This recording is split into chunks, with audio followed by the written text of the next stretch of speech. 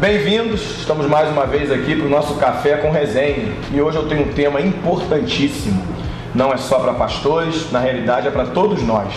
Pastores que somos e também aqueles que ainda não são ou que nunca serão, mas que de alguma forma se envolvem com pastores. Também é um tema muito recorrente hoje em dia, uma vez que o número de suicídios tem aumentado drasticamente. Lógico que isso tem muito a ver com essa vida que nós vivemos hoje de tensão exacerbada, com essa vida também de cobrança o tempo todo, da exigência de se ter resultados, dessa disputa, dessa concorrência que existe em todos os níveis, todas as idades. Nós estamos recebendo aqui mais uma vez, com muito carinho, a doutora Tânia, que vai nos ajudar aqui no nosso programa mais uma vez a tratarmos de um assunto seríssimo. Como a maioria que assiste esse programa sabe, eu presido a Convenção Batista Nacional no estado do Rio de Janeiro e de fevereiro para cá, 6 pastores decidiram largar o ministério.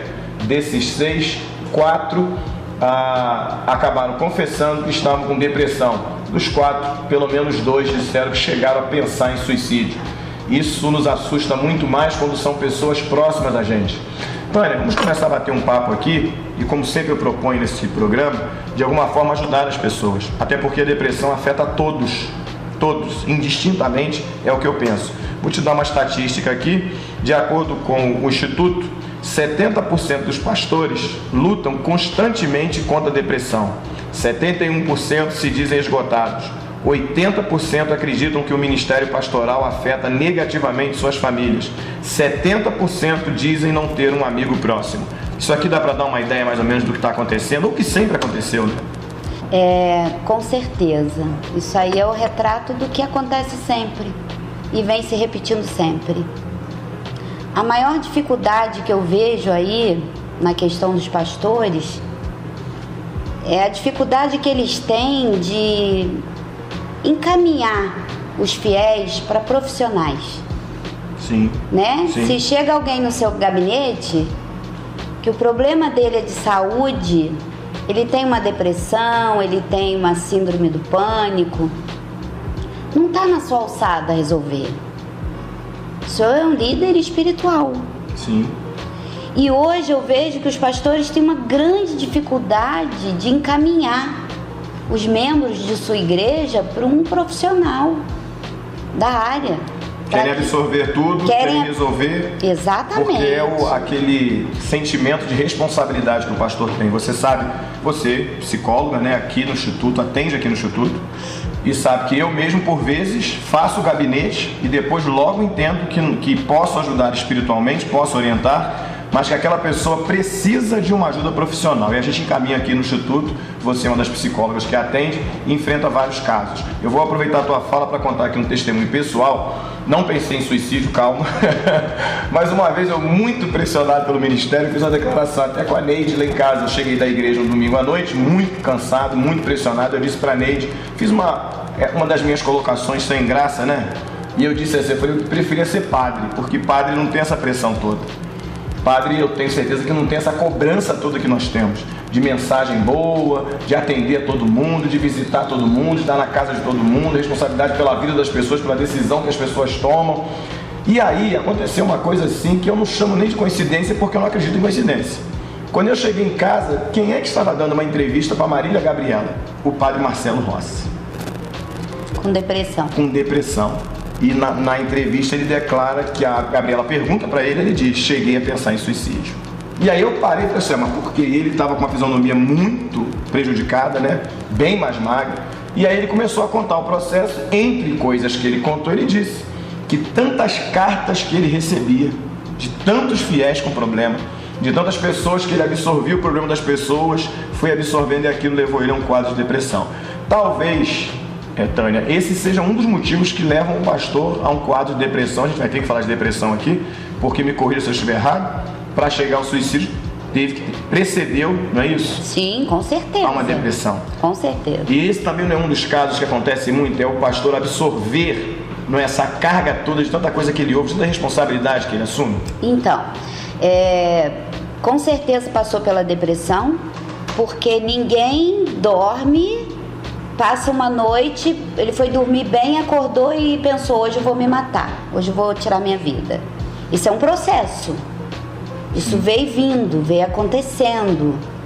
Ele foi sendo abalado. A doença foi tomando conta. E como é uma doença silenciosa, é uma doença que ninguém vê, então, assim, muitas vezes passa pela família despercebida. Agora, o que acontece? Vai absorvendo, quer absorver tudo. O psicólogo, ele tem um suporte muito grande. Quando nós fazemos 5 anos de faculdade, nós somos, na graduação, já preparados para isso. É porque também ouve muito. Para ouvir e não absorver. Ainda assim, há uma exigência de que se nós vamos trabalhar na clínica, nós temos que fazer terapia. Sim. Nós temos que ter outro para ouvir a gente. Inclusive passar por supervisão. E o pastor não. Ele não fala com ninguém. Muitas vezes ele não tem amigo. Uma das causas é essa aqui. Dizem não ter um amigo próximo que possa contar. Porque ele tem que ser infalível. É isso aí. O pastor, ele se coloca, muitos pastores, eu não vou dizer todos, acima do bem e do mal. Eu tenho que estar numa posição que os meus membros da minha igreja não podem ver em mim fragilidade, não pode ver em mim fraqueza. E aí ele se coloca numa posição tão acima que ele mesmo não suporta.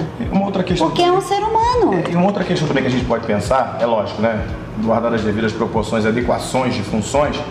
Uma vez eu conversando com um pastor amigo meu, ele me contava uma experiência que uma segunda-feira ele estava deitado já de tarde em casa, o filho saiu de manhã para estudar, quando voltou da escola encontrou o pai lá deitado no sofá. E aí falou, pai, tá tudo bem? E aí esse meu amigo respondeu, falou, filho, eu tô cansado e tal. Aí o filho falou assim, pai, o senhor tá o dia todo deitado, você tá cansado? E aí ele disse uma frase que eu nunca mais esqueci. Ele falou pro filho assim, meu filho, a igreja não sai daqui da minha cabeça e a responsabilidade não sai dos meus ombros. Então talvez isso também acarrete aí uma responsabilidade muito grande. Nós somos cobrados o tempo todo que a gente tem que desligar uma hora. Por exemplo, eu tenho sérios problemas de ligar o telefone. Eu sempre acho que alguém pode precisar ligar e não vai me encontrar, e aí eu vou me sentir culpado. Essa relação, Tânia, também humano-espiritual, ela é conflitante. Ela não contribui um pouquinho para a depressão, não? Ela contribui bastante. O difícil é falar isso. Ela contribui muito. O problema é que as igrejas, acho que hoje isso está mudando. Infelizmente teve que acontecer essa tragédia aí desse monte de pastores se suicidando para a mentalidade do povo começar a mudar. Porque não se falava de depressão dentro das igrejas, era demônio. É isso aí, demônio. Você tem depressão, você tem síndrome do pânico, você tá com algum problema, você tá em pecado. É isso aí. Só que é uma doença, gente, é uma doença como qualquer outra. É uma doença. São neurotransmissores que são afetados no cérebro. E são neurotransmissores que são responsáveis pelo nosso bem-estar. Então vem volta de novo aquilo que nós falamos da outra vez. E que é bom que quem está assistindo entenda. Não é só uma questão física, emocional. Não. Melhor dizendo, não é só uma questão emocional, não é só uma questão subjetiva. Não. Tem muito também da questão orgânica, física. Sim, existe três motivos, né, vamos dizer assim, para depressão, 3 causas. Pode ser a biológica, a psicológica e a social. A biológica é a que eu acabei de falar. Os neurotransmissores não estão sendo produzidos adequadamente e são responsáveis pelo nosso bem-estar, então para de estar com déficit de serotonina, de dopamina e são responsáveis pela sensação de alegria, de prazer, de bem-estar. Aquilo vai causar uma apatia enorme na pessoa. Lógico que vai causar um abatimento e a doença. Isso. Existe a causa fisiológica, que são nossos pensamentos, aquilo que a gente sente, que está em torno da nossa genética. Sim. Pode influenciar também. Mas então se seu pai e sua mãe têm depressão, você vai ter também? Não, nem sempre. Não necessariamente. Posso desenvolver ou não, mas tem uma possibilidade. Influencia. Então alguém que convive com uma pessoa muito depressiva pode influenciar. Sim, e as causas sociais que a gente vê aí. A demanda hoje, o meu filho tem que ter o melhor tênis, o melhor celular. Ah, meu filho quer isso, meu filho quer aquilo, meu filho quer ir para Disney, meu filho quer viajar. E aí fica aquela loucura do consumismo que a gente não dá conta, principalmente pastor que depende de igreja. Isso. Não dá conta financeiramente e ele trabalha tanto e se sente um frustrado. Porque ele tem projetos de vida, de sonho como qualquer outra pessoa, de ter um carro melhor, uma casa melhor, uma vida melhor para os seus filhos, uma faculdade melhor para o seu filho. No entanto, ele é controlado pelas pessoas o tempo todo. Pastor comprou um carro melhor lá, é dinheiro da igreja. Ou é dinheiro da igreja, ou então é o seguinte, comprou um carro melhor, vai dizer, você só está preocupando com a parte material. Exatamente. Está com ostentação. E tem igreja matando seus pastores e pastores morrendo pela sua igreja. É o que nós estamos vendo. Né? Então, é um conjunto de coisas. E encontrar esse equilíbrio que eu acho o maior desafio. Entre entender a parte espiritual e a parte natural, que é o que nós erramos, geralmente por ignorância. Quando eu dou uma palestra a respeito de inteligência espiritual, eu uso esse termo, quando Deus e quando eu. O pastor não sabe diferenciar isso aqui. Tem horas que ele quer fazer o papel de Deus. De Deus. Não é? E não pode. E tem horas que tem que ser ele e ele quer atribuir a Deus. Aí a gente entra por um outro viés, que você até já tocou, que é a questão espiritual. Mudou bastante. Mas ainda tem gente pensando hoje que pode resolver tudo simplesmente com a parte espiritual. Eu quero deixar até claro aqui que eu acredito que Deus pode todas as coisas. Sim, eu também. Todas. E uma das que Ele pode é dar ao profissional o conhecimento, a ciência para saber lidar com isso. Ele pode curar com uma palavra ou pode usar o médico, o profissional da área para curar a pessoa, não é isso? Com certeza. Eu mesma falo por mim, eu tive depressão.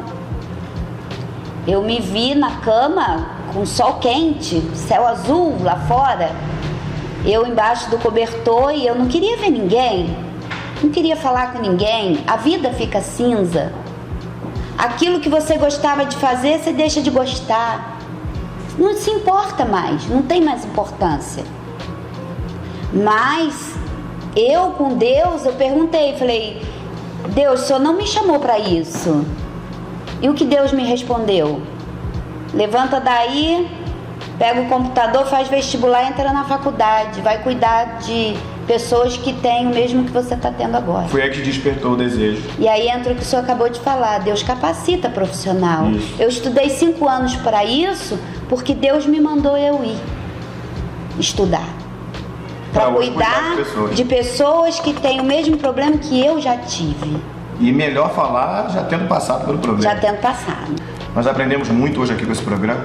Te agradeço mais uma vez pela tua paciência, por se deixar ser usada por Deus. E eu tenho certeza que foi para muitas pessoas que estão nos ouvindo aqui hoje, que estão nos vendo, nos assistindo, que entenderam algumas formas de tentar não cair nessa armadilha. Vai aqui um outro conselho. Na realidade, as coisas nunca mudam do lado de fora. Nós estamos passando aí por uma época eleitoral de grandes confrontos, grandes guerras, e às vezes guerras mesmo. Que poderiam ser evitadas, absurdas, não é? Às vezes são discussões de ideias, que necessariamente não precisa atacar pessoas, e as pessoas se perdem. Vivemos uma época de confronto o tempo todo, ideológico, psicológico, financeiro, enfim, todos os níveis, espiritual, religioso, que é um absurdo. Agora vai um conselho, do lado de fora as coisas dificilmente mudarão. O que pode fazer a diferença é como você está por dentro. Salmo 56, um dos salmos que eu mais gosto, Davi tem uma capacidade que chama atenção, que é de exteriorizar a Deus. Ele abre o coração e confessa seus medos, seus temores, suas fraquezas e reconhece que precisa de Deus. Existem várias formas de Deus te curar. Através da oração, através da palavra dele, através de um profissional que é muito capacitado para tentar te ajudar. Eu sou testemunha aqui na igreja de pessoas que eu fiz gabinete, mas me senti incapaz de ajudar e falei, procura a psicóloga, vou tentar marcar com Tânia e ela vai te ajudar. E os testemunhos são incontáveis de pessoas que estão sendo recuperadas. Procure ajuda. Continue orando, continue lendo a palavra de Deus, continue frequentando a tua igreja, buscando Deus, mas busque ajuda se você precisar. Guarde isso aqui.